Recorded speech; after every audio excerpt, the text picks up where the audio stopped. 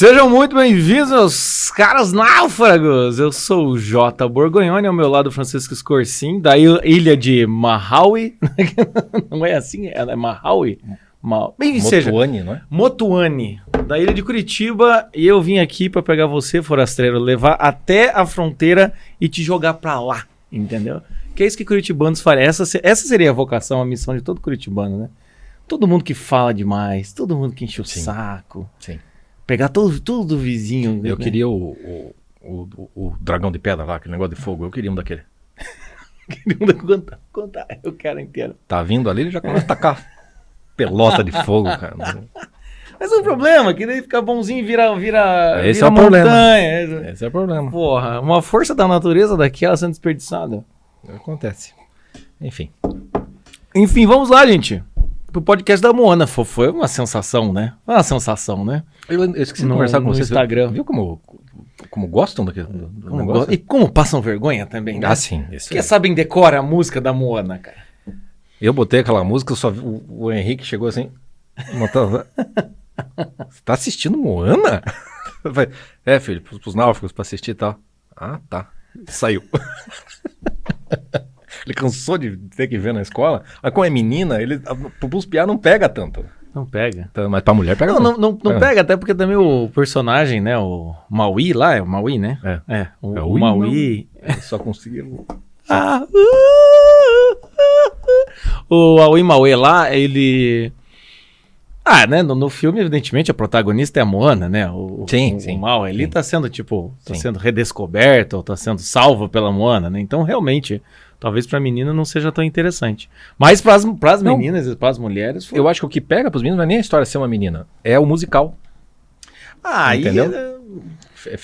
Feminiliza a coisa, o musical. Mais do que ser a personagem feminina. Porque aquela musiquinha, ok, mas é chata, né? É que sempre... E aquela musiquinha tem a mesma métrica, muito parecida com Frozen. É muito parecido. Porque o que interessa é a letra, né? Eles querem comunicar a letra, então tem que fazer um negocinho só uma basezinha. Então é muito parecida com Frozen. Mas enfim, eu assisti e me surpreendi com o filme. Falei, pô... Cara, dificilmente essas animações de Pixar, eles erram no filme. Porque tem que cuidar de cada detalhe, então eles devem perceber os furos de roteiro, eles têm que fechar e amarrar melhor. Eu tenho essa teoria. Mas eu achei bom, eu achei bom. É bom, sim. E tem uns símbolos muito bons, a coisa da entrada na caverna, a coisa do mar, a coisa da ilha, né? Não poder sair da ilha. Mas a gente vai conversar isso depois dos avisos paroquiais. Meus caras, pô, tem um aviso lá das lives, né, Chico? Tem que fazer isso. Ó, primeira coisa, ó, vai, assina. Você fala assina, cacete. Se inscreva no nosso canal aqui no YouTube. Estamos aí lançando, além desse vídeo do podcast, alguns outros vídeos, tanto meu quanto do Chico. Então, assinem, tá? Inscreva-se no canal aqui no YouTube, que aí liga lá a sinetinha e você recebe as notificações das novidades que estão saindo por aqui. Tá bom? E o segundo aviso, que é o mais importante de todos, é que esse podcast é dia 27, é isso? Esse podcast é dia 27. Isso. Então a gente tem mais 2 avisos. O primeiro é que na semana que vem, dia 30, 31 e 1º de setembro, nós temos a nossa sequência de lives. São 3 lives, que é a vocação na prática. Como é que vai ser essas lives aí, Chico? Que eu esqueci por prepara um segundo. Perfeitamente. Não, é o seguinte, né? Muita gente, para quem é confrade vai entender perfeitamente. Para quem é de fora, né, a gente está fazendo umas certas arrumações internas nos conteúdos, porque as pessoas não fazem... A gente sempre fala, tem mais de 700 aulas, mas as pessoas não têm noção do que sejam 700. Se tem mais de 10, já não calcula, né? E a gente tem muito conteúdo sobre vocação. E a gente decidiu botar um roteiro, porque vocação precisa de uma orientação mais acompanhada. Então a gente criou um roteiro com conteúdos que já estão e com conteúdos novos. Então essas lives elas vão servir para a gente apresentar um pouco do que a gente entende por vocação, para estrear esses cursos novos. Serão 2 cursos novos que estarão estreando na semana. E mais do que o curso, ele vai estar dentro de um roteiro pensado com outros conteúdos da confraria, para quem é confrade. Então essas 3 lives elas já são um começo, né, desses novos cursos. Então na segunda-feira, dia 30, a gente vai falar sobre a vocação dos náufragos, ou do náufrago. Porque ser náufrago já é um tipo de vocação. Não sei se você está sabendo. Então a gente vai falar sobre isso na segunda-feira. Se você nunca pensou nisso, segunda-feira, dia 30, no Instagram, isso. Às 9 horas da noite, a gente vai falar sobre isso. É o dia do Karate Tink Wink.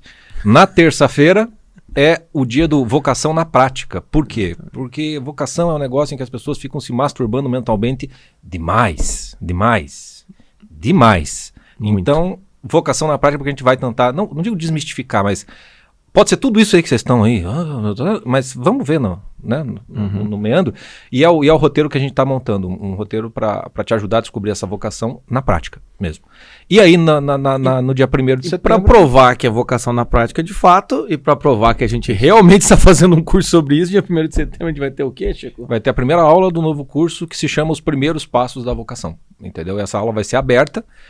Vai ser aberta assim, vai ser no estilo de live, mas na verdade a gente vai estar gravando a aula, como a gente grava todas as nossas aulas. E vai ter uma live acompanhando, para daí você poder fazer perguntas e tirar e tudo mais. E o restante do curso, que está sendo ainda produzido, vai ficar disponível daí na confraria. Mas daí a gente explica tudo isso nas lives. Mas a ideia é de fato, ser disso, tipo, vocação para o náufrago, para coisa da prática, e já dar os primeiros passos nessas lives, de maneira aberta, gratuita. Talvez para muita gente já sirva para dar o pontapé. E quem quiser seguir com a nossa orientação, daí é só se tornando confrade, né? Assinante da confraria.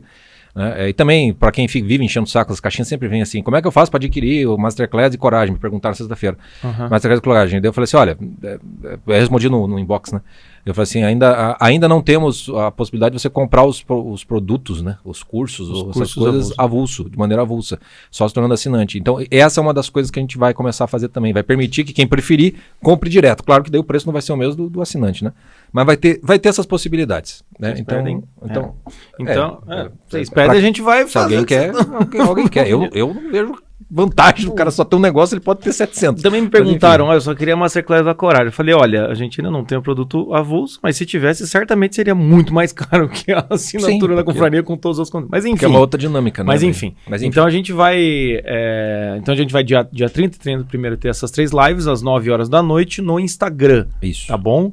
Essa terceira live que o Chico falou, eu estarei gravando. Estarei gravando é bom, né? Eu vou gravar o Chico gravando a aula, então vai ser um pouco bastidores, mas você também já vai poder saber como é que é esse primeiro curso chamado Os Primeiros Passos da Vocação. Tá? O outro curso que vai estar nesse roteiro chama Manual Prático da Vocação, que esse sou eu que vou gravar. Então são 2 conteúdos extremamente direcionados para a vocação. Vão ter outros conteúdos que a gente já tem gravado, mas esses 2 vão ser estreias, vão ser novidade, que estará nesse roteiro e também estarão nesse roteiro e também estarão na confraria. Tá? E se você quiser um aquecimento aí, hoje não sabe ainda o podcast semana que vem, né? Não, ainda então vamos manter calado. Talvez possa ser uma hipótese. Eu ia fazer uma sugestão. Se você quiser um aquecimento, como assim vocação? A gente vai falar um pouco hoje aqui no podcast da Mona. E mais também, a gente tem o nosso podcast especial, número 63, tá? Tá lá o Naufrágio da Vocação. A gente fala bastante coisa lá. Tá, a gente sempre indica esse podcast. Sempre fala, né, de vocação o tempo todo. Então. E o terceiro recado de hoje é um baita de um recado. Estreia hoje a nossa Livraria dos Náufragos. Que eu esqueci completamente. Ou seja, de tanto comprar livro, agora a gente vai começar a vender esses livros. Meus amigos, o link da nossa livraria tá aqui embaixo, tá bom? É simples, você entra no site, também não tem nenhum grande esquema não, tá? É igual livraria, você procura o livro que você quer. Vamos ser muito sincero, é igual tudo das livrarias que você conhece, entendeu? Não tem, mas o que acontece? Vai ter a pegada dos náufragos. Vai ter a pegada dos náufragos. Vai ter uma diferenciação. Ou seja, vai ter algumas classificações que a gente vai separar, vai ter algumas indicações, muitas coisas agora que a gente vai começar a trabalhar tanto no YouTube quanto na confraria. A gente vai ter a possibilidade também de já te indicar qual que é a melhor edição lá na nossa livraria. Muita coisa também, tem alguns vídeos no YouTube nossos sobre livros, coisa e tal. Vamos fazer umas resenhas lá? Vamos fazer umas resenhas lá, então esse trabalho vai começar a fazer. Né? Tem um monte de livro que eu e o Chico já lemos, é só pegar e gravar os livros de resenha, porque agora tem onde mandar vocês, entende? Então é a Livraria dos Náufragos. Tá? Então, aqui embaixo, no link, sinta-se à vontade, entre, né? Continua assistindo nosso podcast, mas já entre, já se sinta em casa. Isso. E a gente vai. Hoje é sexta-feira, hoje é a estreia da livraria. Então fique muito atento aí, tanto hoje na sexta-feira, quanto amanhã, no sábado, no domingo, que a gente tem uma novidade. tá? É um lançamento aí de uma Não, obra. Já tá com desconto na Já livraria. tá? Já desconto especial da nossa livraria, acho que não Exatamente. vai estar nas outras, que é o novo livro lançado pela Auster, né? Auster. Pela Auster, que é sobre a obra do Jordan. O Jordan Peterson é a obra, acho que em geral, né? Eu não cheguei a ver tudo, porque são ensaios de pessoas diferentes. E alguns ensaios são sobre livros, não sei se tem algum ensaio que seja sobre a pessoa de Jordan Peterson, mas se chama Arrume o Seu Quarto. É um livro com coautoria, e eu entrei com uma coautoria, mas usando muito do trabalho que a gente fez aqui na confraria, sobre o livro 12 Regras para a Vida, né? E o ensaio que eu escrevi foi numa pegada bastante prática, tá? Então não é negócio de filosofia, filósofo e de ficar rodando e fazendo uma autoafirmação filosófica em cima do que o Jordan Peterson falou. Não, é para te ajudar mesmo com a coisa prática. Né? Daí tem o Andreassi Barreto, que é um dos coautores também, que eu já tive a honra de fazer a contracapa de um livro dele sobre o Jordan Peterson também, que provavelmente vai estar vendendo também na livraria. Que ele também é um dos coautores. Então eu não li de ninguém nem do André, mas do André eu conheço o trabalho com o Jordan Peterson, então eu já confio mesmo sem ler. Dos demais eu preciso ler. E vai estar com desconto especial aqui para nós, que é a da Livraria dos Náufragos, justamente porque tem a nossa participação nela. E nisso a gente já agradece o SEDET, né, que é quem vai operacionalizar tudo isso. A gente não vai cuidar disso, que a gente vai fazer a seleção, a divulgação, montar promoção, essas coisas todas. E é claro que o SEDET está vinculado a um conjunto de editoras que vão ter um preço então melhor do que de outras, né? E é claro que a gente também vai dar uma certa preferência para os livros quando tiver as edições deles do que de outras, porque obviamente é uma parceria comercial e isso tem que ficar muito claro para vocês, né? Mas a gente vai fazer, não vai ficar vinculado com isso, vai ter obras de outras editoras que a gente vai trabalhar, e a gente tem muito livro trabalhado na confraria que às vezes as pessoas não têm noção da quantidade, né? Então vai dar para a gente poder fazer aqui classificações, tipo o curso X, o curso Y, o livro que foi indicado, Clube do Livro e tudo mais, a gente vai tentar também fazer a livraria conversar de perto com os conteúdos. Então deixa o agradecimento pessoal lá, né, o Ulisses, o Juliano da SEDET, também a confiança da Auster aí para o convite do Arrume Seu Quarto do Jordan Peterson, e o livro está aqui, tá é a nossa estreia com o livro aí, já aproveita e compra. Exatamente. O nome completo chama Arrume Seu Quarto, um guia para entender Jordan Peterson. Isso tá aí. Bom? O link já está aí da livraria e você já pode adquirir esse livro. Tá bom? E fique esperto, como eu disse, vai ter novidades, então no nosso Instagram também a gente vai passar algumas, quando tiver promoção, quando tiver essas coisas aí, e também fique esperto aqui no YouTube que a gente vai fazer algumas resenhas que você pode também falar, não sei o que ler, porque livro às vezes é tipo seriado e filme, né? Sim. Não sei o que ler, queria um negócio meio leve, mas não queria um troço tão infantil, ou eu queria um negócio um pouco mais aprofundado, coisa e tal. Agora a gente vai conseguir ter essa gama de possibilidades aí. Para indicar. A gente tinha no começo do projeto, a gente tinha dicas culturais. A gente é verdade. Não fazia aulas, mas a gente fazia pequenos vídeos apresentando, né? Quase como se fosse um trailerzinho, dizendo para que servia, porque que era bom assistir e tal. Mas a gente não conseguiu dar sequência naquilo, e agora talvez tenha uma boa razão para fazer isso. É isso. Então, clique aí, descubra a nossa livraria Os Náufragos, entendeu? Porque chegou a hora de naufragar em livros. Bom, é assim. Vamos pros naufrágios da semana antes que eu estrague isso. Naufrágios da semana. Vamos lá, acho que tem são bons, hein? São bons. Pra galera aí dos relacionamentos humanos. São bons e seriam bons casos pra gente ter usado, se tivesse acontecido, obviamente, com o da Elise Matsunaga, né? São casos policiais, então é interessante. Seria mesmo, hein? Né? Vamos ter um pouquinho do CSI. E o CSI dos Náufragos me surpreendeu. Muita gente gostou daquele a gente nunca sabe podcast. Novidades assim, a gente nunca sabe como vai. Foi bom. Foi bom, mas vamos lá, gente. Primeiro naufrágio. A gente começa o naufrágio da amizade ou o naufrágio do amorzinho? do amorzinho. Vamos lá, né? Policial civil do DF é presa novamente por perseguir ex-namorados. Meu Deus, eu queria tanto um amorzinho. Não sei se queria um amorzinho, né? Porque às vezes o desapega aqui não. Desapega aqui. Eu tenho até medo de lançar lá pra mulher. Olha, tem outro padrão, né? Tem até o nome dela aqui, cara. Rafaela Luciene Mota Ferreira. Decorou, tá? Apareceu alguma Rafa Luciene, Rafa Mota, qualquer coisa, você já fica esperto. Acusada de stalking, já havia sido detida nesta semana, mas assinou o termo circunstanciando e foi liberada. Na noite de sexta-feira, dia 6, a justiça entendeu que cabia prisão preventiva. Defesa diz que não vai se manifestar. Tem o que para dizer? Entende? A agente do Distrito Federal foi preso preventivamente na sexta-feira, suspeito de perseguir pelo menos 3 ex-namorados. Meu Deus do céu. Mas tá ao mesmo tempo? Será? Pelo visto, investigada pelo crime de stalking, a policial já havia sido detida na última terça-feira após invadir a corregedoria da Polícia Civil e tentar impedir o depoimento de um ex-namorado. Meu Deus. Bem sossego. Cara, invadiu a corregedoria do próprio trabalho, cara, pra impedir que o cara fosse falar. Quer dizer, ela tá completamente descompensada, né? No entanto, assinou um termo circunstanciado e foi liberada no mesmo dia. A defesa da policial disse que não se manifesta sobre casos ainda em investigação. Segundo a Polícia Civil, a prisão preventiva foi decretada a partir de fatos apurados pela corregedoria. Tá, ainda conforme a corporação, o caso cumpre os requisitos previstos em lei, com possibilidade de fuga e obstrução de provas. Ela ficará separada dos demais presos. Isso é uma garantia concedida por lei aos agentes da segurança pública. E aí o que eles dizem aqui são 98 ligações em um dia. Meu Deus, cara. Nem telemarketing faz isso, cara. Vamos ver o que tem mais aqui. 98 ligações, imagina. Mas também aí tem aquela coisa, né?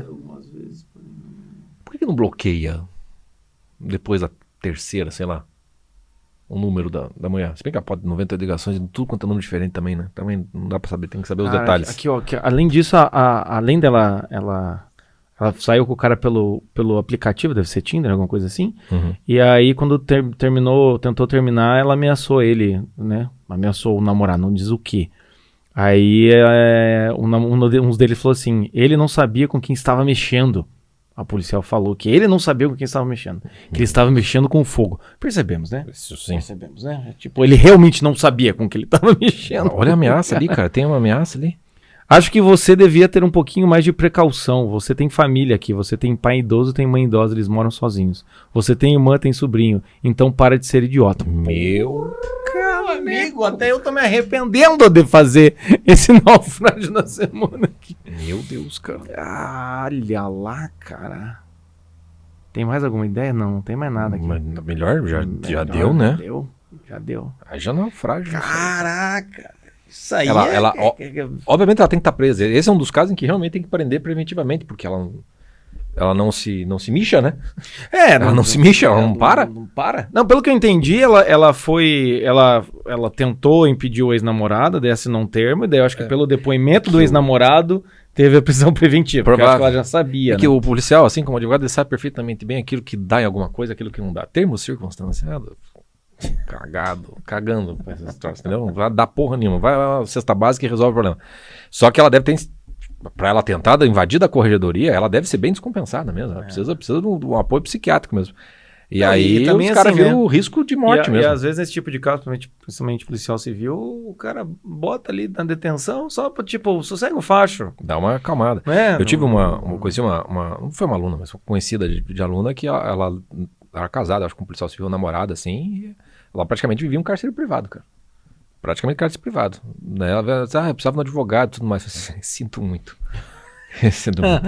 Eu já não sirvo pra isso ainda mais. Eu já não trabalho com essas coisas mesmo. Aí não dá. É melhor procurar o Ministério Público mesmo. Vai procurar a ajuda do Estado, porque o advogado vai fazer muito pouco pra você nesse contexto. Porque acaba acontecendo, eu tenho amigos policiais assim, e é um trabalho... não só desgastante, mas aquela coisa do, trabalham pra cacete, depois a justiça solta em 2, 3 segundos. Os caras ficam, tem nego ali que fica fora da casinha mesmo. Não é porque difícil, daí você fica... o trabalho com a justiça, você vai necessariamente lidar com uma grande parcela de injustiça. Muito, muito. Ainda mais nessa área criminal. Todo mundo é ressocializado. É o que eu tava falando até com os psicólogos que eu tô supervisionando lá. Eu falei, olha... Às vezes os pacientes, né, pega 100% dos pacientes aí, às vezes 80% dos pacientes, eles demoram bastante, eu tô num processo de terapêutico, coisa e tal. É difícil aquele que você pega, ele engaja, ele faz em 3, 4 semanas, o cara realmente, né, tem todo um trabalho de aprender a falar, de reconhecimento que é super natural. Só que o trabalho de psicólogo é o quê? Enquanto o sujeito está em liberdade, vamos dizer assim, ele não está ameaçando a vida de ninguém, né? Ou, enfim, né? Em tese, né? Né? Desta maneira aqui, né? Enfim, mas a frustração do meu trabalho, do psicólogo, até mesmo psiquiatra, galera de saúde mental, é que, tipo, muitas vezes o cara não melhora e a gente fica compadecido do sujeito, né? É meio que um problema, mas ele é contornável e o profissional, ainda assim, ele pode ter uma margem de manobra muito maior. O policial, coitado, o policial tem que prender o sujeito que realmente estuprou, ou bateu, ou ameaçou a ex-mulher, coisa e tal, né? Sei lá o quê. É uma puta de um gás de energia para em 3 dias depois o cara tá solto de novo, né? Um enxugar gelo... Enxugar um iceberg mesmo, né? Quase isso, né? É mais ou menos isso. E aí vai ficando fora da casinha. E aqui é claro, né? Quando a gente vê essas descompensações aí, é um problema emocional muito grande com uma pessoa que, de certa forma, tem algum certo tipo de poder, ou acreditou que tinha um certo tipo de poder, para poder fazer alguma coisa assim, do tipo, mexeu com fogo. Às vezes, para compensar um vazio que você tem no peito, você acaba compensando com poder, né? Exatamente isso. Entende? Porque é ex-namorados, ou seja, é uma dinâmica. É um padrão, né? É um padrão. E é a minha teoria. Às vezes tem algumas pessoas, ou às vezes todo mundo devia vir com um currículo, né? Mas já tem. Conhece né? a pessoa. Já aparece, o pessoal tá tirando certidão negativa de delito mesmo, de crime. Né? Pega no nome dos Tinder e tal, já tira a ficha corrida. Antigamente, fazer um negócio desse, você tinha que ir até a vara de execuções penais, tinha que fazer um pedido, formular. Ia ser uma pessoa muito louca de fazer isso e desconfiar. Hoje é fácil fazer isso com um clique. Então já não parece que é tão. Não parece. Que é um negócio tão naufragado já de partida da pessoa que mas faz. Mas é que o problema é você tira a ficha corrida de crimes, coisa e tal, mas o iludido é pior que louco também, né? Dá uma olhada e fala. Eu acho que se tem ali o rol de agressões, a Lei Maria da Penha, já é um indício bem bom para ficar afastado. Não tiro a razão, dada a loucura do mundo, não tiro a razão. Mas é bom quem acha que precisa, é bom investigar que a chance de você dar certo com alguém é mínima, porque você não vai confiar em ninguém. Entendeu? Você não tá querendo confiar. Sim. Então, cuidado. Aí é doideira. Cuidado. É igual um meme que eu publiquei, que era o cara falando assim, como é que é? Nossa, como você é linda, hein? Acabei de sair da prisão por homicídio e o roubo. O homicídio eu fui inocentado, mas o roubo eu peguei 4 anos, sei lá. E aí, quando é que a gente vai se ver? Claro. Com certeza. Estamos nos vendo. Mas enfim, preste atenção neste nome que a gente disse, dá uma olhada na matéria. E agora vamos para o segundo naufrágio da semana. Que é muito bom. Vídeo mostra agressão a homem que negou beber cerveja com um amigo em Santa Catarina e teve a perna quebrada. Quando eu li essa notícia na semana passada, eu fiquei condoído, cara. Porque, pra quem dá razão? Você não pode negar uma cerveja pro amigo, cara. Mas, ao mesmo tempo, você não precisa quebrar a perna do amigo porque não quis beber a cerveja com você. É difícil essa situação. É praticamente um dilema de Salomão. Cara, tem um vídeo. Tem um vídeo. Tem um vídeo. Só que não pega, acho que a conversa que eles vão tendo antes não pega. O cara devia estar mamado, né? O legal é o cachorro desse vídeo. E daí depois acho que chega a mulher do cara da camiseta vermelha. Quem quiser tem um link aqui embaixo, tá? Vocês podem, bota aí pra aba ao lado e vocês assistem enquanto a gente tá vendo aqui também. Mas enfim, foi isso aqui, ó. Agressão motivada pela recusa de um convite para beber cerveja que terminou com um morador fraturando a perna em Rio do Sul na noite dessa quarta. Foi gravada por uma câmera de segurança na rua Jaraguá, no bairro Canoas. Você fica esperto, se alguém te convidar para cerveja, olhe para sua esposa e fala: meu bem, o último quebrar a perna. É bem isso mesmo. As imagens mostram os homens de 56 e 37 anos caminhando no meio da rua discutindo. O mais novo empurra o conhecido, que vai ao chão, mas se levanta na sequência. No segundo tombo, porém, ele permanece sentado sinalizando a dor na perna. Mesmo assim, o agressor continua dando chutes e tapas na vítima. Olha, tem uma coisa que a gente pode resolver bem, hein, hoje, esses naufrágios. A gente podia apresentar esse cara pra Luciane. É Luciane, né? Rafaela Luciane. Luciane Mota. Luciane. Eu acho que daria muito certo. Daria. É só eles ficarem juntos. Só eles ficarem juntos. Tá tudo certo. É um mexendo com o fogo e a outra mexendo com o cara que tá de fogo. Exatamente. E por isso mesmo que a boia da semana só pode ir pro amigo que quebrou a perna, né?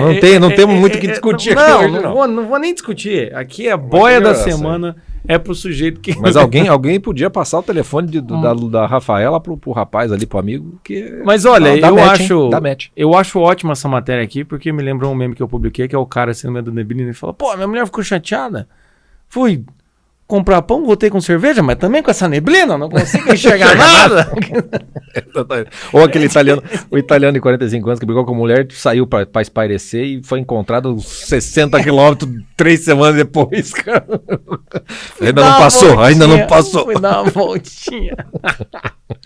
Mas enfim, boia da semana é pra você, meu amigo. Quebrar a sua perna. Só porque você disse não pra cerveja. Caralho, viu? Quando dizem, o cara deve ter se convertido, né? Serão perseguidos. O bom é que agora ele tem alvará pra beber cerveja quando chamarem ele. A mulher não pode reclamar, porque ele já apanhou por desígito não. Eu tô falando, entendeu? E todo mundo tem alvará pra... Abrir esse precedente. Abriu o precedente. Vou abrir uma. Pô, meu bem, vou ter que tomar aqui de manhã, porque, enfim. Mas enfim, boia pra você, meu amigo, tá? Uma boia, a gente já manda uma cerveja gelada. Fica à vontade. Fica à vontade. Então vamos lá, Moana. Eu tô péssimo, cara. Tem uma música da Rita Lee chamada Buana. E aí, sempre que eu vejo esse desenho, vem o gatilho da música Buana. Também, né? Seu desejo é uma ordem de satisfazer o meu prazer. É assim, cara. Caraca. E aí tem o Aoi Mauê fica difícil. Né? E é um musical. Eu tenho meu próprio musical com essas coisas. Não sei o que fazer nessas horas, gente. Tá vendo? É assim que eu me sinto na maior parte das vezes. Mas você já tem experiência, Chico, nisso. Eu não tenho. Mas então, gente... É se ver no espelho, né? Nossa, né? O outro é um espelho de si mesmo, né? Eu Mauê. Vambora. Meus amigos, então é isso. Você escutou dessa música, Buana? Não escutei. Eu vou deixar só isso. Na memória. Não vou estragar essa memória. Dá pra terminar com essa música, inclusive. Buana. Tá escolhida a música. Eu nem lembro da letra inteira, mas ficou legal já. Toda vez que eu lembro da Rita Lee, eu lembro do Ser Normal em Curitiba. Eu sou fã dela por causa disso, cara. Pelo que ela fez. Ai, cara, não. Mas, porra, ela também teve Mutantes, né? É admirável, apesar das drogas. Aquele disco dela, Bossa Novando os Beatles, é maravilhoso, cara. Aquele é bom. Eu gosto do Rita Lee Tutti Frutti, aquele que tem a versão original de rock and roll e de Agora Só Falta Você. Sim. Mas original. Aquela porra. Caralho, aquilo é muito bom. E você já viu a reação do vocalista do Rolling Stones, que se o Mick Jagger, escutando a Rita Lee? Não. Tipo, preciso conhecer essa mulher. É sério? Sim, cara. Quando ele vieram fazer um show aqui, botaram pra ele escutar a Rita Lee e tudo mais. Ele falou, mas isso é maravilhoso. Ele ficou muito empolgado, cara. Eu vi na televisão, não sei se tem no YouTube isso daí. Igual eu vi o react de uma essas professoras de canto, eu adoro ver. Ouvindo... eu vejo bastante. Elis Regina cantando como os nossos pais ao vivo, sabe? Foda. Cara, chega no final, que ela faz... A mulher fica assim... Você só fica... Porque é impressionante. Mas impressionante também é Moana, senão a gente não volta. Agora só falta você. Essa é também a música da Moana, entendeu? O Oceano olhou pra ela e falou, agora só falta você fazer a sua parte, o seu dever.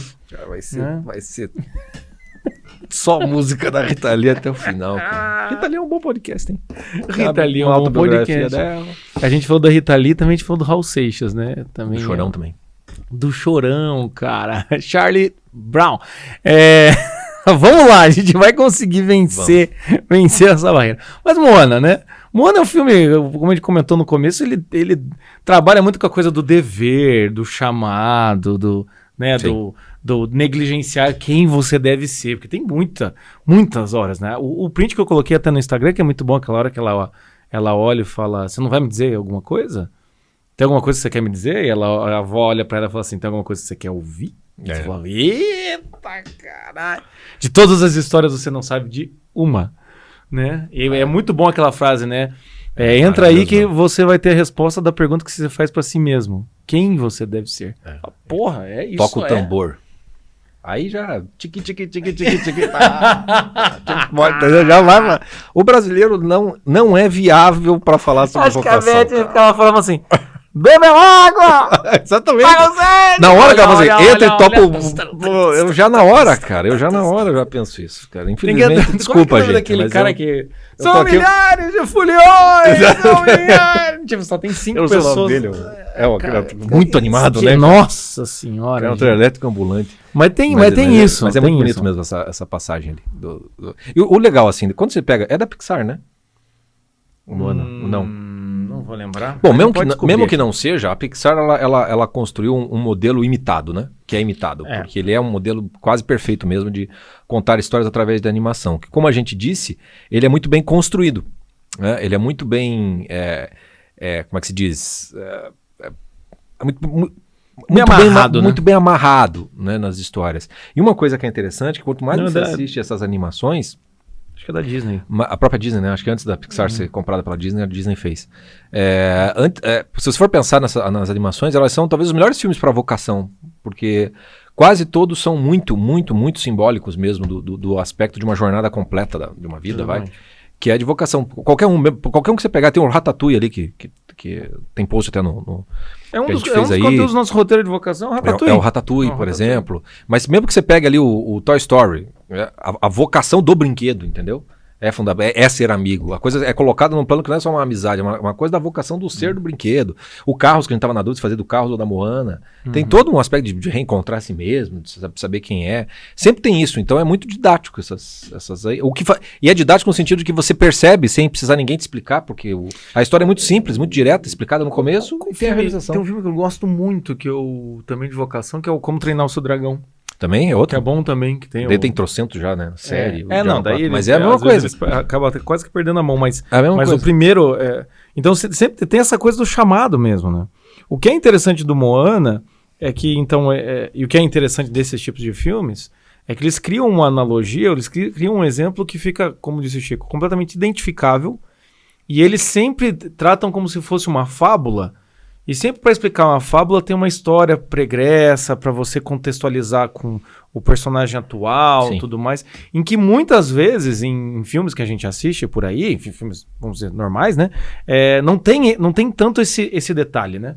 Então no Moana, para você entender o que é a ilha deles, para você entender a personagem, para você entender por que tem que ir lá, né, no mal, ir lá buscar o mal e blá blá blá blá blá blá blá. Pra você entender tudo isso, eles fazem uma história pregressa. Quando eu boto uma história pregressa, eu já crio então uma explicação, né? Uma explicação e uma ideia e sempre, em maior parte das vezes, esses filmes tem uma explicação meio mítica, meio mitológica, tem uma coisa meio assim, né? Como Treinar Seu Dragão, né? Só de ser uma ilha e os dragões são os inimigos, ou seja, uma terra que tem dragões. Isso já é colocado no cenário. Carros, até mesmo carros, se a gente for ver. Né? Ou então Toy Story, que tem brinquedos que falam e eles têm uma vocação de eles ficam abandonados. Então todas essas histórias é sempre um conteúdo de fantasia, mas é exatamente o que a gente precisa para a vocação. É um certo tipo de um conteúdo de fantasia, um princípio que não é palpável. Porque senão a gente sempre fica na vocação como algo assim do que eu tenho que fazer, qual profissão eu tenho que realizar. Né? Então é legal isso, né? E tem uma diferença de ponto de vista como espectador, né? Tem um vídeo aí no YouTube que eu coloquei, O Segredo da Formação do Imaginário, que é você prestar atenção, né? Direito nas coisas. E quando você está assistindo um filme, você precisa fazer parte daquele filme. Só que tem uma coisa que você não está no filme, né? Óbvio. Mas você tem que se colocar no lugar do personagem, percebendo que a explicação que para você chega daquela construção, que é a avó dela que está contando aquela história. Para aquelas pessoas, aquilo é mítico, aquilo é mitológico. Aquilo, assim, estamos acreditando, mas é aquela coisa. Cadê o São Tomé aqui para botar o dedo na ferida para ver se é assim mesmo? Para o espectador, você não tem dúvida.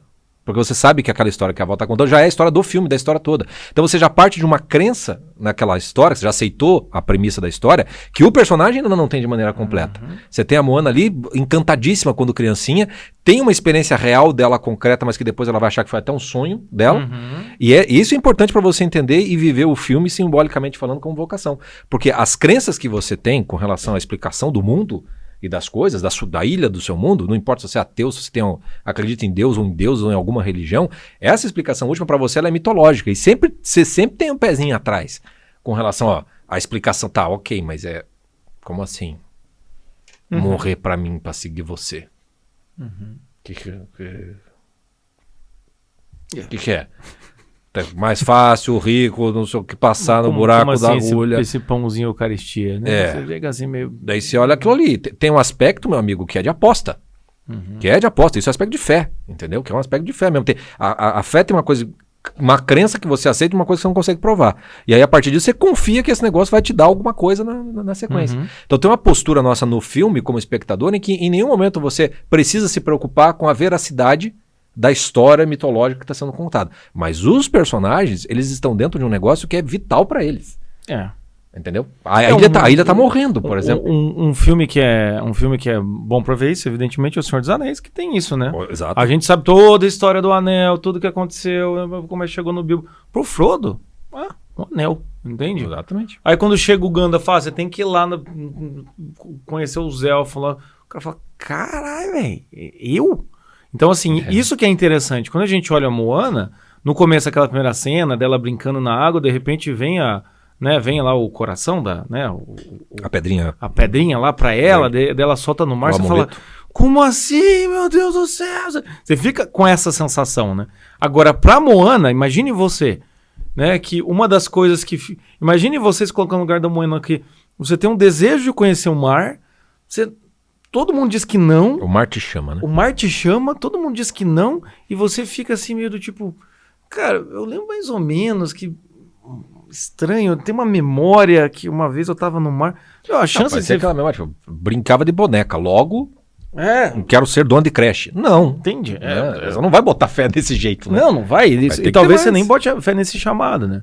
Mas o interessante, então, primeiro é isso, assim, você vê essa história. Esse olhar de ver, como a gente vê a história da Moana, a gente também vai ter que olhar a nossa história. Sim. Entende? Porque se você não tem esse olhar de uma vocação... Claro que no filme da Moana, Um Mar de Aventuras, você fica esperando ela ser heroína. Mas e aí na tua história? Você tem que também botar uma postura dessa, postura meio heróica, né? Seja sincero, você é o frango na história. Você tá indo e batendo cabeça sem saber muito bem pra onde vai, entendeu? E enchendo o saco dos outros. E na hora que aperta, tira o coquinho, aquele desespero daquele mar. Eu acho que essa cena é maravilhosa. Aquele puta daquele mar, é o momento náufrago da existência. Quando você vê o tamanho do mar, como é que eu vim parar aqui? Desespero, mas é isso mesmo. Mas o frango salva, né, a hora que ele engole a pedra. Cara, o frango tá ali. O que eu acho legal da história é que o oceano não aguenta mais o frango, cara. Entendeu? Chega uma hora que... Náufrago, pelo amor de Deus, fica aqui. Só segue, entendeu? Não fica criando confusão. É muito bom. É muito bom o frango. É muito bom. Eu acho que resumiu bem o filme, Chico. A gente é o frango tentando não atrapalhar quem realmente tem que fazer o trabalho. Mais ou menos isso. Que é Deus, né? No final das contas, fazer isso. O legal é que daí, quando você entra nessa história assim, tem a coisa, a vocação como um chamado. Fica muito claro que o começo de toda vocação é um chamado. E esses chamados podem ser os mais variados. O que eu acho muito legal do filme é que você tem 2 chamados para Moana. Ali, que parecem que são muito separados, que é um chamado da própria história da ilha, dela ser filha do chefe, portanto ela será a nova chefe, tem toda uma linhagem, ele leva ela lá em cima, tem aquelas pedras também, um símbolo maravilhoso, né? Cada chefe bota aquela pedra e você tem uma construção e a ilha cresce cada vez que os chefes vão chegando. Ela tem esse chamado, né? Ela tem esse dever, né? Quase que uma exigência que tá ali. Só que daí tem um outro chamado que é aquele que acontece de pequenininha, que é primeiro o encantamento dela com as histórias que a avó contava. Começa ali. Porque as outras crianças estão ali cagadas de medo, né? Tipo, um grita, outro desmaia e ela fissuradaça naquilo tudo. Ela não tem medo daquelas histórias. E daí depois ela tem uma experiência concreta, que é o mar chamando com as conchinhas. E dando pra ela o coração. Dando pra ela. Aquilo fica um chamado muito, muito claro. Só que ela era muito pequenininha. E aí a figura do pai se torna justamente cria-se o conflito, né? Entre uma linhagem que você tem que seguir e um chamado que parece que vai contra essa linhagem. O interessante da Moana é que mostra que não é uma pessoa que não tem nada, não tem nenhuma vida. Ou que tá perdida. É uma Zé Ninguém que tem uma grande chance de transformar o mundo, vamos dizer assim. Não. É uma pessoa que seria um grande líder, né? Uma pessoa que realmente teria grande capacidade, já tá no lugar e até mesmo ela fica por um tempo e dá grandes conselhos, né? Não, e chega uma hora que ela desiste de seguir o então. mar, E ela vira uma grande líder. Eu acho legal. Tem isso, mas ainda assim tem alguma coisa que fica...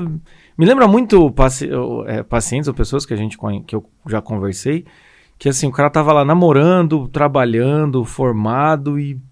Puta, cara, acho que eu tenho que ser padre, sabe? Um negócio meio assim. Sim. Ou seja, não é o cara que tá largado, sem emprego, vai se um puta refugiar. Drama. É um baita drama. E ali você percebe, assim, que mesmo ela assumindo, não, você, ela não resiste àquela coisa da avó, né? O que essa avó tem, entendeu? Por quê, né? E aí é a hora que, veja que interessante, né? O trabalho de líder dela, né? Esse chamado para ser líder, quando não tem mais peixe, ele se mescla com o desejo dela de passar dos recifes, né? Ou seja, tá, mas vamos pescar ali... Não, fome com a vontade de comer. Ninguém pesca além do Recife. Fala, mas não tem a mais peixe. Solução para nós agora é passar o Recife. Então você percebe que o drama dela, uma parte do drama dela, é a hora que tá, ok, eu não quero mais ir pro mar e me perder no mar, o caralho. Eu só quero ajudar com um pouquinho. Vamos juntar o útil... né, o útil com o agradável, né? Vamos fazer isso.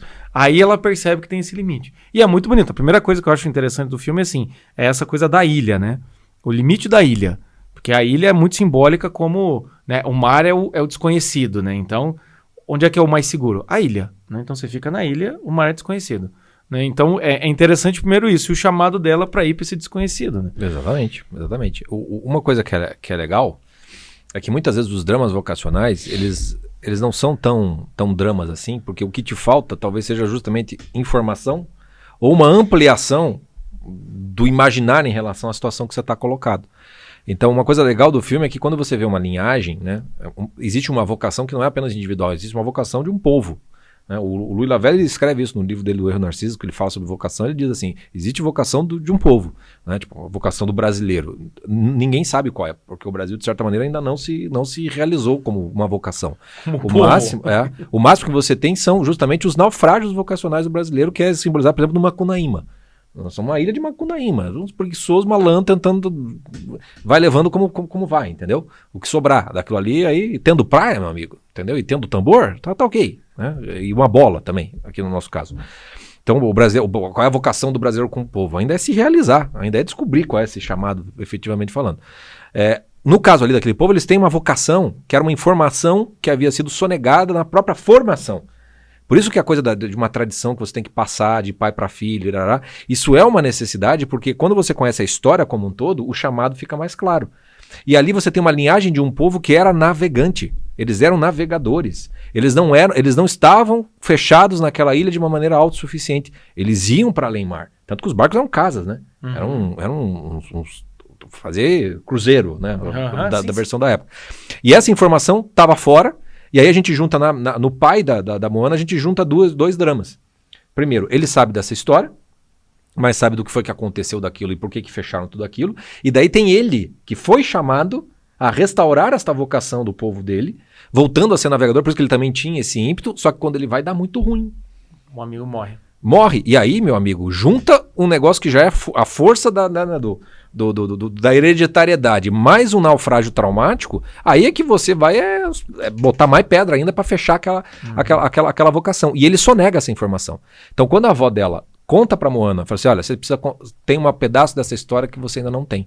Quando ela tem acesso à história de quem era o próprio povo, ela descobre, de certo modo, fala assim, puxa, então eu não tô louca. Não é uma vaidade minha, entendeu? Isso aqui era o meu povo. O nosso povo precisa restaurar a partir disso. A gente tem que buscar. Tem esse aspecto do peixe, que vamos ter que buscar peixe lá, e tem o aspecto da história mitológica, em que a avó dizia claramente, alguém vai ser chamado para devolver o coração para Fertite, para daí com o Maui, não sei o quê, para que as coisas voltem a ser. Existe uma restauração que é de ordem que transcende o povo, que é de ordem espiritual. O que é interessante é exatamente, de certa forma, por essa sonegação desse chamado do povo de ser navegante, é que o povo começou a sofrer. Né? Poderíamos dizer que... Ficou sendo alternativa, né? Poderíamos dizer que eles já teriam resolvido o tal da pedra lá do coração, ou já teriam sido informados disso, né? Se eles não tivessem sonegado a questão da navegação. Então, o interessante é isso, assim, é você ver que quando há uma negação de uma tradição, de uma história, coisa e tal, vai chegar uma hora em que a conta vai ser...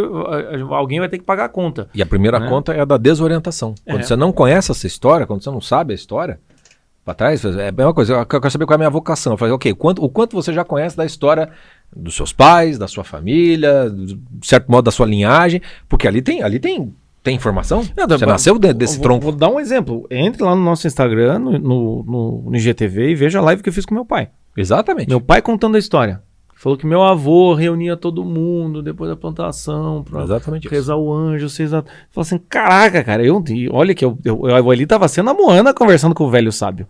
Né? Tipo, né? A questão ali naquela live, eu descobri isso ali, pô, meu pai não me disse isso antes. Sim. Mas a questão é essa, assim, quando você sabe a história, você fala, É por isso que, vamos dar um exemplo, né? O nosso amigo aqui, o Tomás Juliano. Quando você vai ver a história do Brasil, ou quando você vai ver coisas em relação de Brasil Paralelo, quando você vai estudar esse tipo de coisa, é interessante porque você começa a ver, tipo, onde é que a gente foi formado nesse cacete, entendeu? Talvez a minha vocação que eu tô querendo ser top, entendeu? Antes eu vou ter que fazer um trabalho de... Você vai ter que ser filho do seu pai, de fato. Eu vou ter que fazer um trabalho assim. Seu avô. Eu tô querendo aqui pensar em construir um castelo, na verdade eu vou ter que sedimentar o solo primeiro. Você tá querendo se dar a própria vida. Meu amigo. Você já tem um monte de coisa aí que veio do teu pai, da tua mãe, da tua família. Conhecer isso é também se libertar disso, entendeu? Pra você encontrar aquilo que é o teu chamado mais pessoal e específico. A Moana é uma líder esperando pra realizar aquilo, só que ela tem um chamado específico, que é fazer parte da restauração espiritual do mundo, vamos dizer assim, para poder voltar. Por isso que é o legal, né? Do chamado dela. Parece que por isso que a informação coloca as coisas no devido lugar. Parece que ela precisa trair o próprio pai, trair o próprio povo, ir numa jornada muito pessoal, vaidosa e egoísta para ir além quase suicida, para além do Recife. Parece que é isso. Só que quando você tem toda a história e entende qual é o chamado, é aquela coisa que para ela poder ser aquilo, ela precisa sair para poder voltar. E é só quando ela volta que daí sim ela entende o lugar dela como chefe. Né? E por isso que é bonito ela botar a concha e não uma outra pedra lá em cima. Porque ela relembra que só existe os chefes ali e tudo mais, porque de certo modo a autoridade vem de cima. A autoridade espiritual que dá a chefia no mundo temporal, vamos dizer assim. E ela reconstrói isso. Né? Ela coloca que os próximos chefes, como é que vai fazer? Vai botar uma pedra para destruir aquela concha? Não. Os próximos vão ter que estar mais ligados a esse chamado espiritual, que no caso do povo é de navegar. Não tem como escapar. E aí, já nessa saída também, o que é outro símbolo interessante é que o mar não fala com ela. Exatamente. O mar só aparece daquela forma, né? Dá sinais. É muito interessante quando ela desiste, o mar vai lá e joga ela de novo em cima do barco, o mal e vai tentar o mar, devolve ele pro barco. Então, assim, isso é bonito. Encaminha ela mesmo, ela não entendendo, quando ela naufraga e ela vai na Ilha do Mal e que ela não sabe que ela tá na Ilha do Mal, ela fica puta com tem peixe que faz xixi aí e tal. Fica puta. E é assim que é a descoberta da vocação, né? Tem horas que parece, porra, fui escolhido pra tomar no cu nesta vida. Cheguei no nada aqui, entende? E isso é interessante, então, falando da Moana, assim, da coisa o mar tá ali, né? Quando ela desiste e joga pedrinha no mar, coisa e tal, porque em toda a jornada do herói tem um momento do primeiro desafio e depois da entrada na caverna, que é a hora que tem a grande, não sei se eu nasci pra isso, se é isso que eu vou fazer da minha vida, e que aparece a voz pra ela, né? Mas é interessante ver, assim, o mar, ele tá sempre presente, esperando ela tomar essa iniciativa. E quando ela toma essa iniciativa, e quando ela realmente vai, né, em busca disso, o mar, ele vai dando confirmações, mas o mar, ele não faz nada por ela. O mar só permite com que ela esteja onde ela deve estar. É só quando ela tá para se perder que o mar interfere. Porque uma coisa legal também, porque a Moana é um símbolo perfeito de todo o processo da jornada. Tem o chamado, tem a aposta no chamado. E daí, no período da aposta, tem um negócio que é um negócio que você tem que meio que sempre se lembrar da aposta que você tá fazendo. Então, a viagem dela pra Ilha do Mal, ela tá sempre... Eu sou Moana de Matuína, eu vim aqui pra você. Eu sou não sei o que, eu não sei o que. Aí tem uma hora que ela cansa, ela dorme, ela tá indo pro caminho errado. Aí vem o oceano, joga água, ela acorda e ela vê que o anzol ficou pra outro lugar. Aí ela vira e volta. Então, o oceano, ele sempre interfere quando... ela vai se desviar demais, ela vai precisar desse auxílio. E essa primeira etapa de você meio que... Você que vai ter que acreditar em você mesmo, no primeiro sentido, não no sentido que você quer o teu negócio. Quem que fala essa frase pra ela? O quê? Quem que fala que ela tem que dizer isso? É a avó? É a avó que fala. É a avó, ela dá orientação. Ó, você vai falar isso aqui, eu sou tal coisa. Né? Que ela faz a orientação mesmo. E ela vai naquilo, porque ela só tem isso. Ela tem o chamado, ela sabe que tem que falar isso, então ela não pode esquecer, porque está muito recente, e faz a gente se desviar. Porque a primeira etapa quando você escuta o chamado da vocação, a coisa da vaidade pega muito. Entendeu? É muito fácil você se perder. Tipo, pô, tô no mar, né? Tipo, dá pra se perder muito fácil. Ela podia muito bem olhar, por favor, procurar uma outra ilha pra eu ser líder do meu jeito. Sim. Ela poderia se perder nesse sentido, né? E o símbolo do anzol é muito bom, porque o chamado ele é um anzol, entendeu? Ele te fisga. E não é você meio que se conduz assim, você tá indo, entendeu? E o mar briga aí, peixinho, vai brigando. Mas na hora que você começou, parece que você vai sair, escapar do anzol, ele, opa, não, volta. E aí ele continua, e a Moana vai sendo fiel ao chamado, ainda que ela não entenda o chamado. Que essa é uma das coisas mais difíceis que a gente lida com vocação. A gente quer ter o controle racional do processo. E às vezes você não entende que aquilo que vai fazer você parece que perde é aquilo que te devolve pro caminho. Né? E isso está muito simbolizado nessa primeira etapa ali. Que é a própria vocação do Maui, né? Quando ela encontra com o Maui, você vê ali toda a questão do Maui. Todo Maui é um naufrágio vocacional por pura vaidade. Exatamente. Simbolizado lá pelo Siri lá, o gigante. Cuja música é boa. A música do Siri é boa. Eles fazem boas músicas de vilões, né? Eu gosto daquela música do Siri. Não, mas e aí isso que é interessante, né? A vocação da Moana, né? Ela está inserida dentro de uma questão espiritual que transcende completamente as forças dela. Sim. De certa maneira, quando você entende que o Maui é um semideus e que fez tudo aquilo, que fala no começo, você fala, como é que essa guria vai ajudar? Como é que a guria vai fazer um negócio desse? É uma coisa quando você vê o Frodo, fala, como é que o Frodo vai? Como é que vai funcionar isso? E aí você percebe que a Moana, ela não tem tanta noção quanto a gente tinha noção, né? Como disse o Chico no começo. E se a gente for ver Ilíada, Odisseia, Eneida, tudo que as oficinas que a gente está trabalhando na confraria, é isso, né? Tem uma história do semideus, tem uma batalha do semideus e o homem tá ali meio que inserido naquilo, né? É porque a realidade espiritual ela é mais material do que as pessoas imaginam. No sentido que ela se manifesta, né? Não que ela seja material, mas ela se manifesta materialmente. E quando você vai conhecer o berço da civilização ocidental, que é Homero, que vai ler Virgílio, você vai ler Dante, até chegar à época mais moderna mesmo. A época moderna é um grande naufrágio espiritual. Ela é um naufrágio espiritual sem dúvida alguma. Por isso que existe uma vocação do náufrago, porque nós somos todos náufragos espirituais e precisamos entender a vocação de quando a gente está náufrago nesse sentido. Mas quando você vai ler Ilíada, Odisseia, Eneida, a Divina Comédia, a Lusíadas, enfim, pode passar aí o histórico. Sempre vai ter a realidade espiritual sendo absolutamente estrutural e decisiva da vida humana. Não tem essa coisa de deixa eu tentar chegar numa conclusão para daí ver depois se casa com o universo mitológico, né? Tem uma coisa, o filósofo ele tem que chegar por si mesmo a certas conclusões. Aí se concordar com a coisa da igreja, com não sei o que, aí tudo bem, ok. Aí eu sei que eu tô errado.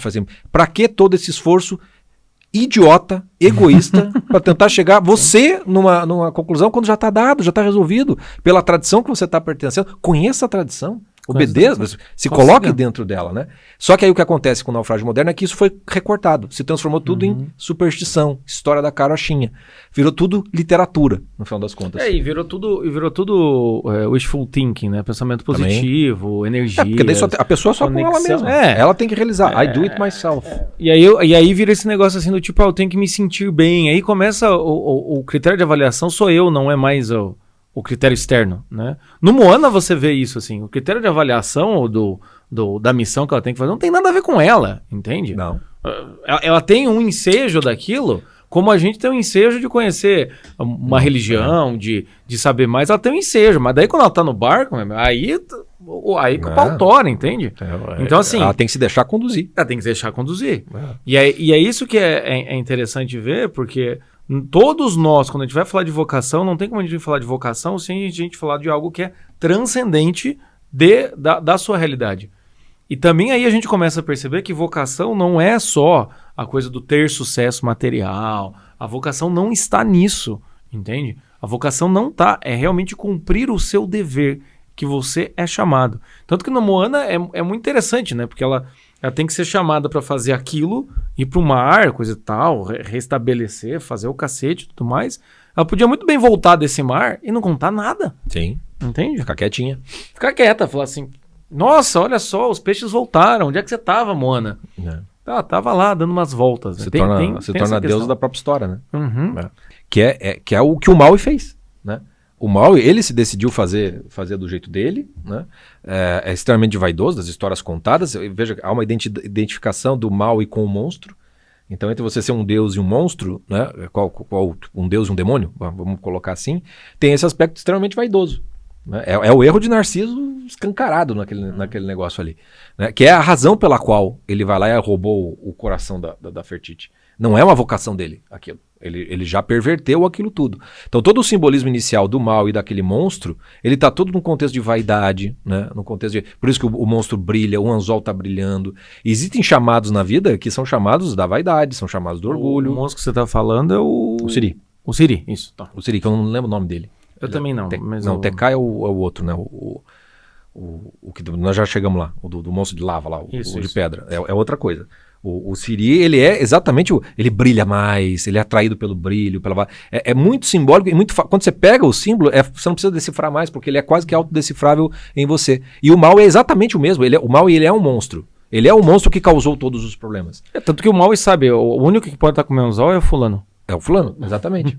E aí o mal ele simboliza o sujeito que, de certo modo, é vocacionado para ser aquilo, mas que traiu a sua vocação por uma infidelidade vaidosa. O mal, ele é por que o mal é que tem que restaurar? A avó não diz que é a Moana que tem que fazer aquilo.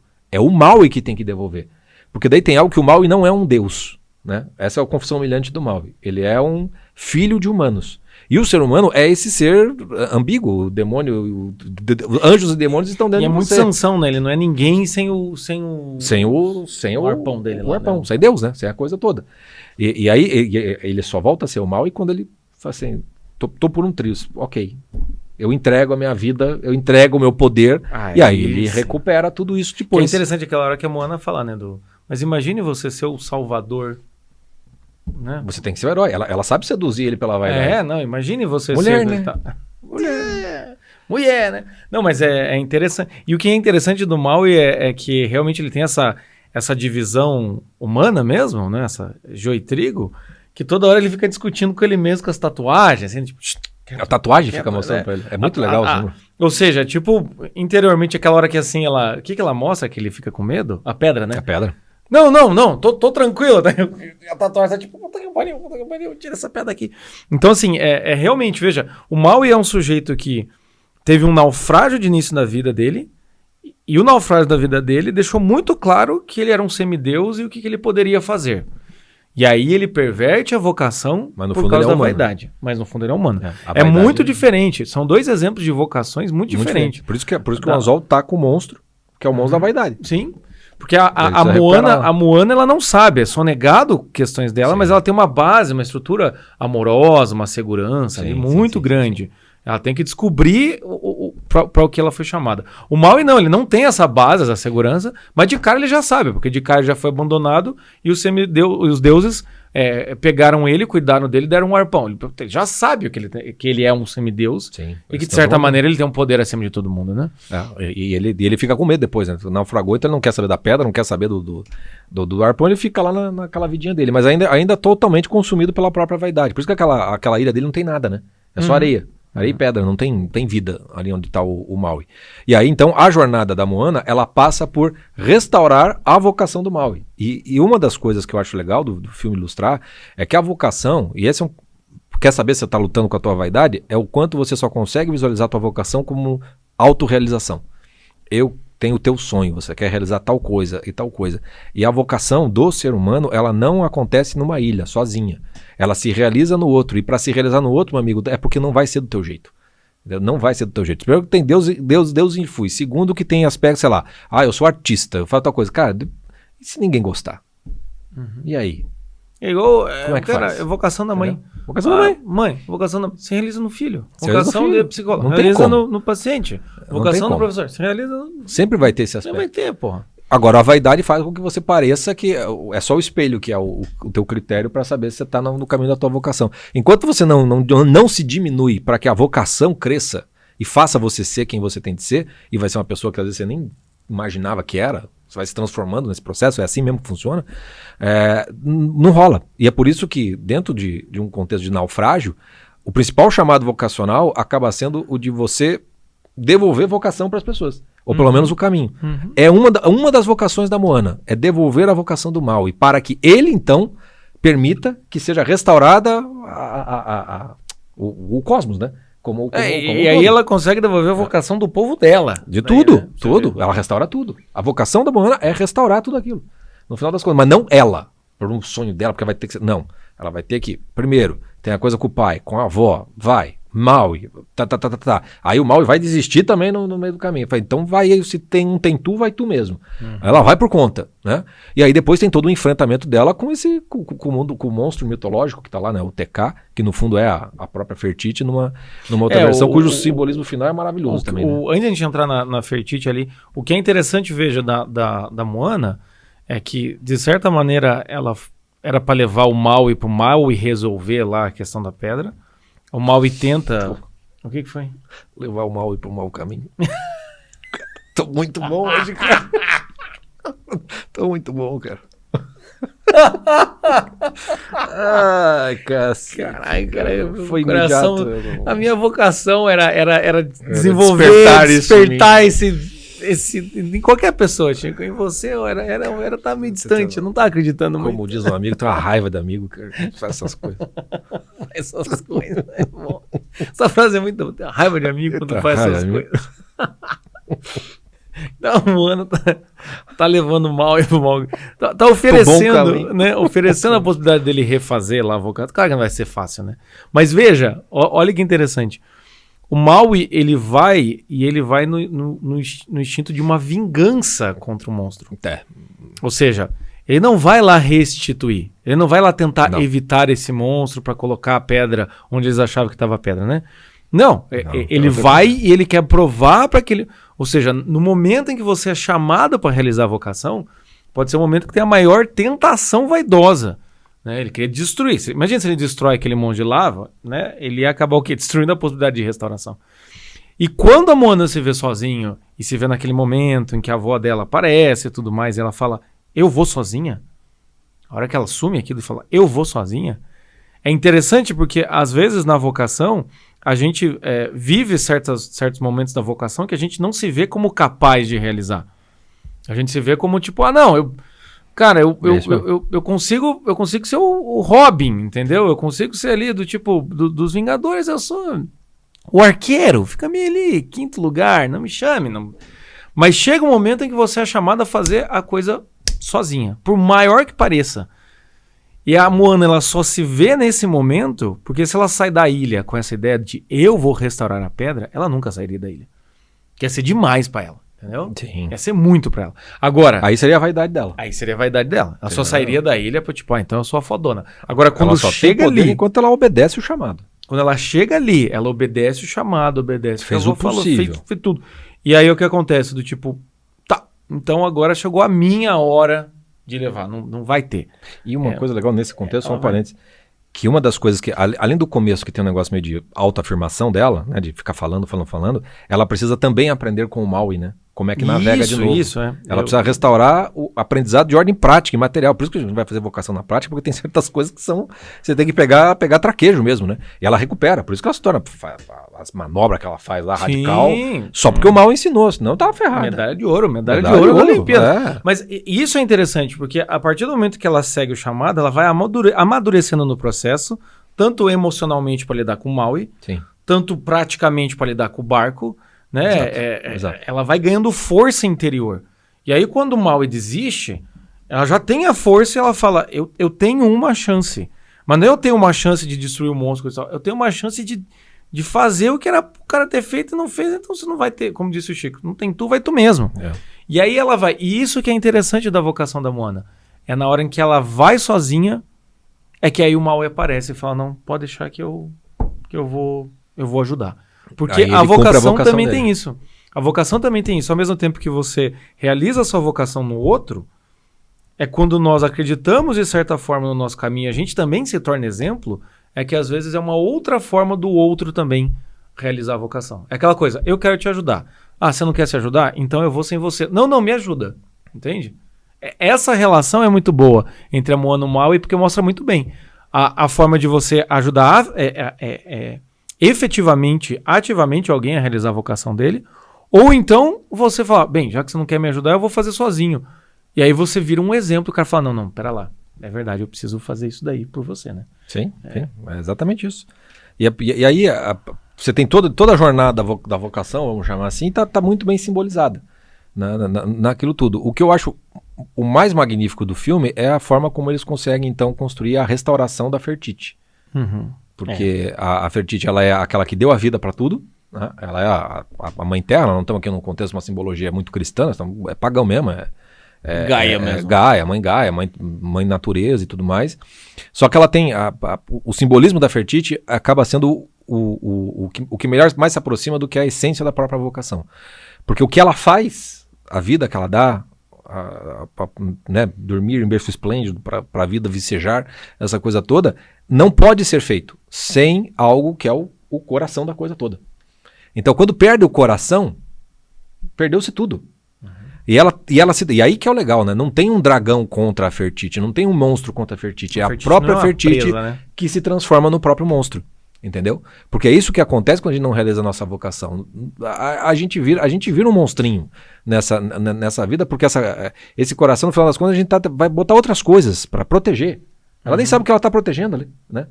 Ela botou aquele monstro como uma defesa para que ela pudesse permanecer lá com uma pedra. Aquele monstro não tem função. Ele só tem a função de destruir, parecendo que ele está protegendo aquilo tudo. E aquela imagem dela de pedra, aquele coração de pedra que se transforma naquele monstro, né, daquele orgulho, daquele ressentimento todo, eu acho que é o grande naufrágio da vocação quando você passa muito tempo da tua vida, parece que sempre batendo cabeça, sempre errando, sempre naufragando, todo mundo tem o seu limite. E aí chega uma hora do limite que é quando você vira a chave, né? Vira a chave, que como é que é o psicólogo lá que trabalha com mitologia, Jordan Peterson? Não, Paul Gell. O Paul Gell. Quando o Paul Gell fala que você tem o processo da inversão banalizante, entendeu? Banalização. Da banalização, onde daí, por exemplo, uma das inversões banalizantes é tipo a pessoa que é cheia de fé, de crença e não sei o quê, vamos buscar as coisas e servir ao próximo e tal. Chega uma hora que o cara cansa, ele vira a chave, ele vira o cínico, que garante o teu antes, meu amigo. Dinheiro, pega o dinheiro, faz isso, constrói a tua segurança, depois você vê o resto, você meio que caga pros outros. O cara que tá vendendo curso para ajudar as pessoas, tá vendendo curso para ajudar as pessoas, coisa e tal, caridade daqui a pouco vira foda-se. Vamos fazer uma indústria de ficar fazendo curso. Entende? Vamos banalizar, vamos dizer assim. Tem muita gente que faz isso, né? Muita gente faz isso. Sim, ainda mais no universo de internet, onde tudo tem que ficar novidade o tempo todo, né? É difícil você não se perder no meio desse caminho. Mas a Fertite, ela simboliza magnificamente o que é uma pessoa que... Ali ela simboliza mais a pessoa que perde a sua vocação, de certa maneira. Ou que parece que perde. Sabe como, por exemplo, pessoas que são... por exemplo, ficam paraplégicos. Sabe quando você pega esses filmes assim, que a pessoa fica amargo pra cacete. Tu viu aquele filme do Val Kilmer? Autodestrutivo. O documentário do Val Kilmer é muito bom. O Val Kilmer é muito bom, cara, porque ele tem um negócio de vaidade ali muito grande e você pega ele, não tem restauração, não tem redenção, entendeu? É um negócio meio triste ali. Mas esteja bem, assim, tá? Mas você pega, tipo, o Forrest Gump, que a gente fez, né, podcast. O Tenant Dan. Aquele sujeito, ele perde as pernas, então ele fica aquele monstro, entendeu? Ele fica aquele monstro de pedra. Amargo, brigando. Vocês, minhas queridas náufragas, levou um pé na bunda do cara que vocês ficaram apaixonadas, né? Cuidado. Eu não sei o que você vai falar, mas cuidado. Ficaram aí apaixonados, vocês ficam ressentidas, nenhum homem presta. Vira monstro, cara. Vira policial ali. Vira policial ali. Até cá. Não tem amor. O que acontece? Até cá. Viveria isso. Alguém roubou meu coração.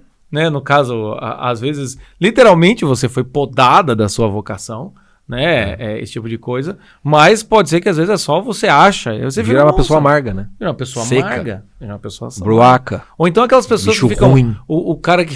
O cara fala, cuidado com o que você vai dizer. Bruaca. Por isso bicho ruim. Tem. Megera. Seja a louca da vila, igual Medeia. A avó. Mas o que acontece? Mas seja a louca da vila, não seja a chata da vila. Mas a mesma coisa com pessoas, empreendedores, assim. O cara tenta uma vez, tenta duas, né? Naufraga, coisa. Pá, isso aí é só pra quem Ou o cara fica ressentido na base do... só dá certo quem é filha da puta, e eu não sou filho da puta, né? Então fica aquela superioridade do perdedor, né? Ou o cara fica... só dá certo quem é filha da puta, então eu vou ser o filho da puta da vez, né? Ou filho da puta do dia. Dessa vez escolhi assim. Dessa vez já que é assim que funciona, eu vou... Isso aí é igual virgindade anal. Basta a primeira, foi-se, meu amigo. Ou mesmo a virgindade como se... Eu boto anal porque daí já junta todo mundo, cara. Eu já achei bem específico, eu entendi. Entendeu? Enfim, vocação, meus amigos. Não dá pra você... Tinha um mini jokes. Não dá pra você... não dá pra você deturpar, porque daí é exatamente isso. Quando se perde o coração, vira um monstro. E o que é bonito daí no final ali do monstro... É a Mona, então ela vai, né? Graças ao sacrifício do Maui. Isso que é o legal. O Maui se sacrifica de forma realmente muito interessante. Ele se sacrificou. Perdeu tudo que tinha, vamos dizer assim. E ela vai e ela fala, mas não tem nada, tem um vazio. Isso é legal, tipo, é um vazio. E aí quando ela olha pro monstro, ela fala, e tem um sacrifício da Moana. Ali quase que eu falei que aquilo ali é o Moisés, né? Não, mas é Moisés e Cristo, e é isso que é legal. Depois do cristianismo, nenhuma dessas mitologias antigas consegue não colocar esse elemento de autossacrifício para poder salvar alguém. Não tem, cara. Não existe. Mesmo que você bota mãe terra e tudo mais. Chega uma hora que a Moana vira o Moisés, vira o Cristo que se entrega para que o monstro possa ser resgatado. Porque imagina ali, né? Quando a Moana... O amor salva, né? É um ato de amor pra caramba. Tipo, ali é a maior entrega da vida dela, porque ela tá entregando a vida dela. Então, assim, é uma exigência gigantesca. É o cume da vocação dela. E o que é interessante da vocação é isso. Olha quanta coisa a Moana não viveu, tanto na ilha, todos aqueles dilemas com o pai, descobrir com a avó, ter que enfrentar, aí com o Maui também, aprender para chegar naquele lugar em que ela ergue a pedra e espera o monstro vir. Quando o monstro vem, ela, né, encosta a cabeça, né, que é realmente muito bonito esse símbolo da união, né? Ela encosta a cabeça. Que é o que o pai fez com ela, né? E aí ela dá a pedra. É o que ela aprendeu com a família dela. Uhum. Então é muito bonito. Muito bonito. E restaura tudo. No final tem a restauração de tudo, né? Foi isso que faço nova todas as coisas. Né? E o bonito é que, assim, talvez a pessoa que eu mais gostei, mais passa batido, que é como o Maui se restaura com a Fertiti. Porque a Fertiti tá aqui feliz da vida, mas ela olha pra ele e fala, você que fez essa porra toda. E ele começa, desculpa, não tenho o que falar. Desculpa. Pronto, tudo ok, cara. Não precisamos entrar nos meandros, a coisa. Não tem justificativa, foi assim, acabou, mas ok, tentei restaurar, espero que você me. Porque mesmo com a restauração, ela podia. Te fode? Vou confiar em você? Não vou. Como diz na Bíblia, o choro é ranger de dentes. O choro é ranger de dentes, meu amigo. Depois que foi, não volta. E outra coisa que é muito interessante nesse final, tá lá o frango. Tá lá o frango, cara. O frango não é abandonado, cara. Você chegou a ver a cena pós-crédito? Tem uma cena pós-crédito no final. Tem, eu não vi. É o Siri cantando no final, lá, meio abandonado lá no final. Nada demais, mas tem. Mas o frango é importante. O porquinho. Tem o pau, acho que eu não conheço. A concha, a volta dela é muito bonita. A volta pra casa. É muito bonita. Porque quando ela volta, ela restaura tudo, né? Tá tudo restaurado, né? Restaura o pai. E não é ela que restaura. Isso que é bonito da vocação, né? E dessa coisa da transcendência. Não é ela que restaura. É algo acima dela. Ela é o instrumento para essa restauração. Sim, é igual assim, tem muito psicólogo que passa por isso, assim, tipo, o paciente fala, cara, muito obrigado, você me ajudou. Mas você não sabe olha como. E fala, não me agradeça, cara, eu sei lá como é que eu te ajudei.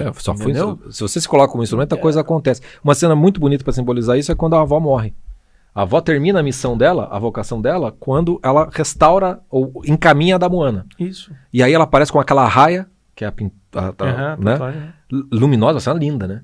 Que ela vai no negócio para mostrar qual é o caminho da Moana, que ela vai conseguir enfrentar o primeiro desafio, que é o Recife. Acho que ela é maravilhosa, porque mostra exatamente assim, tudo se linka, né? Esse desígnio espiritual, essa linhagem de um certo povo que manteve-se sobrevivente pela véia louca no negócio, que reabre a possibilidade para que alguém faça a restauração e vai guiar mesmo depois da morte. Religando todo esse aspecto espiritual, cosmológico. Então, é maravilhoso, simbolicamente falando, é maravilhoso. Você tem a vocação em todos os aspectos restaurados, né? É um filme que vale a pena... Não, vale a pena. Prestar atenção, não só assistir, né? E aí, assim, você que já assistiu, né? Tem muita gente que fala, nossa, você nunca tinha visto essas coisas. Reassista, então. entendeu? Com esse olhar, veja aí. Assista, de repente você vê mais coisa até né? do que a gente viu aqui. Exatamente. Ou acho que a gente tá errado, dá uma olhada. E aí também, quem já estudou um pouco de... O Jung trabalha bastante isso. Tem muito símbolo no Moana ali, né? Da entrada no túnel, né? Como eu falei, do mar. O aspecto mais coisa psicológico da vocação. a coisa mais psicológica, né? Essa coisa do coração da pedra, né? Aí vem o sacrifício, que enfim, o Jung não vai dar conta disso, porque é só o cristianismo mesmo. Mas é bonito, tem muitos símbolos ali que mostram isso, né? Exatamente. E essa coisa... E uma coisa que, só terminando falando da avó, né? É bonito essa coisa de... Ela conta pra neta, e na hora do leito ela fala, vai. Tipo, o cara vai. Tipo, faz valer a minha vida. Só vai. Só que podia dar em nada, ela podia morrer. Mas é aquela coisa assim... a gente precisa, né? Sabe, a vida tem que... várias histórias a gente ouve, então, às vezes, várias histórias dos seus pais, entende?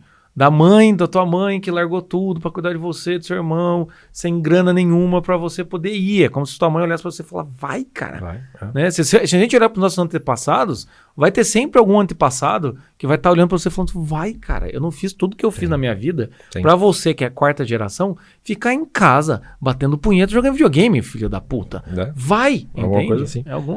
E é legal, né? Porque o aspecto do começo da vocação para todo mundo, você precisa ser encaminhado e incentivado, você precisa ter um empurrãozinho, e é dever daqueles que acharam o seu caminho, vamos dizer assim, fazer isso pelos outros, independentemente se conhece alguma coisa da vocação do outro, mas tem esse dever. Os náufragos são isso. O máximo que ele está tentando fazer é isso aí. Muitos até dos confrades mandam mensagem. Às vezes eles não precisam me escutar a resposta, eles só precisam mandar. Você acha que não precisa responder, já entendi que eu tenho que fazer tal coisa, já sei que você vai responder.